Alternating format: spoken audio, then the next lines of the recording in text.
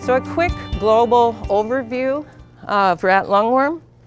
It's not just here in Hawaii. It's been in Hawaii. The first cases were in 1959 and 1960 here in Honolulu. 2 cases, 2 human cases, and both people died of it. There was great research that came out of Hawaii for about 10 years. And it originated, this was where it was first discovered, was in China.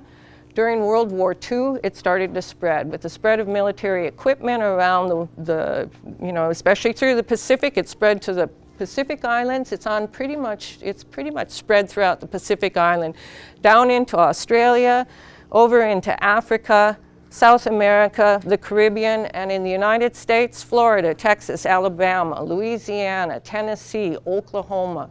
This is an emerging disease, and with climate change, its range is expected to expand. So it's not just our problem, it's a global problem. And these are just some statistics. So these are our case numbers, and this is 2 different reporting agencies, the Hawaii Department of Health and another nonprofit. So you can see how we've got a trend line. We definitely have a trend line. This is not getting better, it's gotten worse. As far as who's had the most cases, Big Island. We've looked at factors. Why Big Island? Some of my research, I did this education plan as a graduate student at UH Hilo, but I also looked at what happens when slugs drown in catchment tanks. We have huge catchment tank use on Hawaii Island. In Puna, where most of the cases have come, 75% of the population relies on rainwater catchment for their household water supply. There's no state or federal agency that oversees that, and so it's up to the individual to maintain their catchment tank.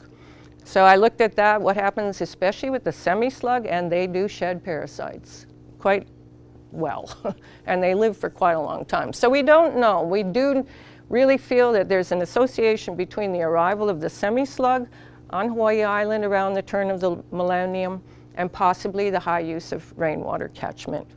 And then as far as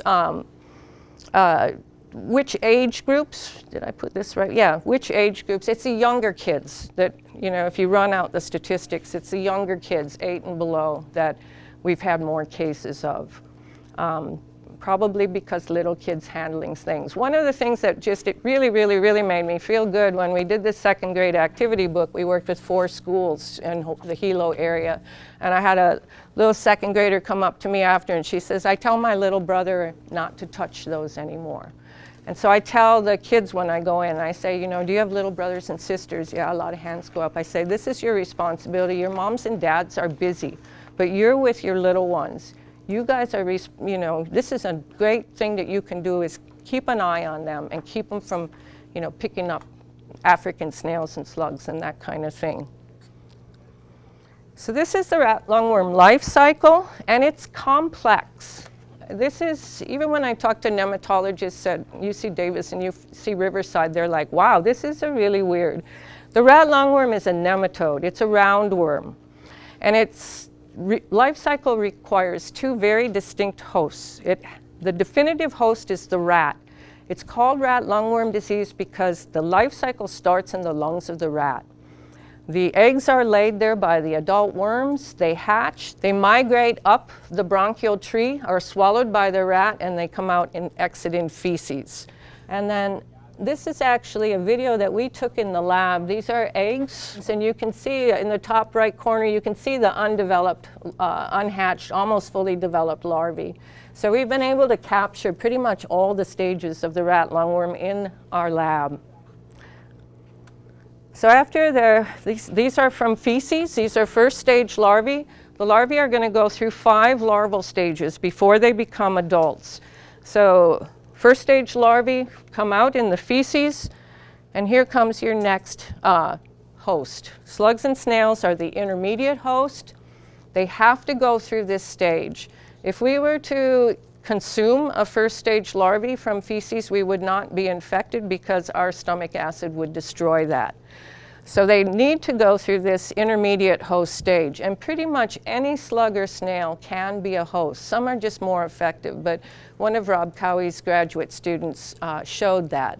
Even up on Kohala Mountain, on the Big Island, the native snails they found infection in. So, you know, and they can survive in the slug for quite a while. One of the studies showed that after a year, there were still viable larvae in the slug. So they can hang out. Generally what they do is they get into the muscle tissue. So this is histology. This is from a tissue slice. This is a rat lungworm larvae very close to the outside edge of the slug. So you can see they can shed them. This is a third stage larvae that I took in the lab, and this was from a tissue squash. I just took a little tiny piece of tissue and squashed it between two glass slides. And these are all the different stages. This stage here with the darker in it, this is the second stage larvae. So in the slug host, they go from first stage to second stage to third stage larvae, and this happens in about 30 days. The third stage larvae is what is infected. I tell the kids when I do it, I say, this stage has a superpower, and can you guess its superpower? They come up with all kinds of things, and I say, it can survive acid. And so that is its superpower. That's why that's the infective stage. If we eat something with a rat lungworm larvae on it, it survives our gut acid. So when people were saying, oh, we wash our stuff with vinegar, it's like, no, that's a weak acid, and acid actually excites them. I had larvae outside of the slug. I had drowned a slug. I had larvae outside of it for 21 days. They were laying on the bottom. They didn't look alive. I added acid and they started swimming again. So acid really has some stimulation effect on them. We're not exactly sure why, but it does. So normally, slugs and snails are part of rats' diets. Yes?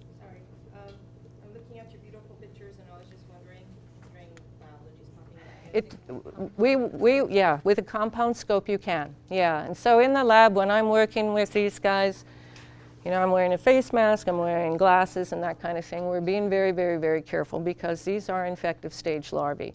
And so, you know, this is something that, you know, like Debbie has a lab here that they could run PCR on. We would really like to have that happen. It's just a matter of looking at the safety aspects of it because these are infective stage larvae. We have an activity. This is an activity that we do with the students because it's a complex life cycle. I watched a woman from California who works with food coming in, and she's an inspector, and she was trying to explain the life cycle to all of these food inspectors, and she couldn't do it. She's like, I don't know, it's rats and slugs and snails and this and that. So, thank you very much. So rats consume slugs and snails. That's part of their diet. And so that's where the cycle goes back now. So rat eats an infected slug or snail, goes through the stomach, it burrows through the intestine, and this is exactly what would happen in a human, a dog, a monkey, a horse, or whatever. The larvae survive the acid of the gut, they burrow through the intestinal wall, and they use the bloodstream as a way to travel. They'll go through a number of organs. So this is actually another little video here from a rat trial, or a rat study that we did about a year and a half ago. These are lungs of an infected rat, and this is a third stage larvae. And this was the first time this has ever been captured. But you can see the little third stage larvae right in here. And these are all third stage larvae in the lungs of the rat. They're on their way. They're trying to find the brain. That is the target. That is where they have to go to develop to the next two larval stages.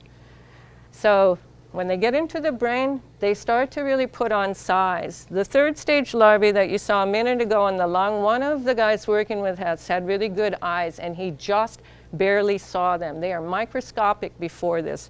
When they get into the brain, they put on some size. Now they're macroscopic. Now you can see them. So there they molt into the fourth stage larvae, and then finally into the fifth stage or young adult larvae. And then it's time for them to come out of the brain and go back through the heart into the pulmonary artery and lungs and mate.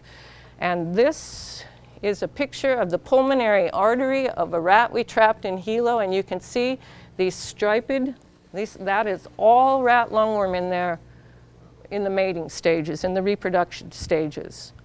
This is an amazing video that we took when we opened up one of the arteries, the pulmonary artery. These guys just burst out, just like Hydra. The females are the red and white striped. They're actually quite beautiful. All of us who have looked at them under the microscope go, wow, they're really kind of beautiful. The males have just this single dark stripe through them. The highest number that we've pulled out of a rat was 57 adult worms.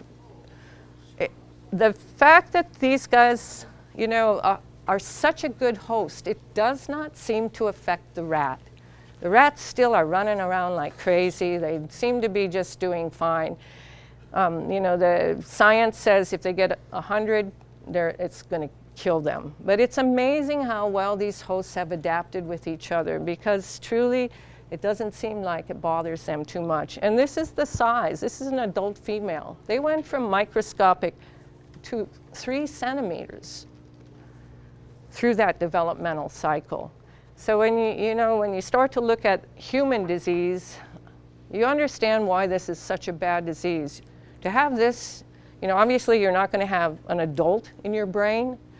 There's been children that have died from this where they have found adult worms in their lungs. They weren't gravid, they weren't reproducing, but they have found adult worms in the lungs of children that have died from this. So to have a large parasite in your brain and central nervous system causes a huge amount of damage.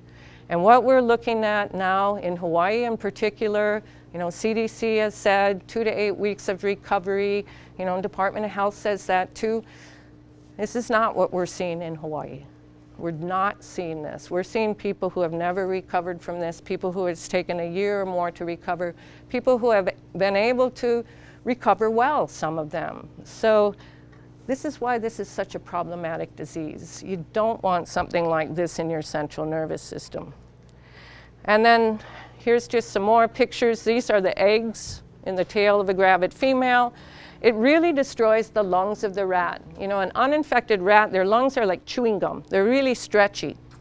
An infected rat, it looks like cream of wheat. It's really granular and stiff. And in one paper I read, the lungs were 1/10 of the body weight of the rat. And then the worms die. They die in the lungs, they die, you know, in the pulmonary artery. This is a dead worm. They become encysted. And, you know, obviously in a human, when they die, this is a big problem. Your body has to break this down and get rid of it. And so that's another thing about the long-term recovery, is this is a fairly large animal that needs to then decompose and break down, and your body has to get it out.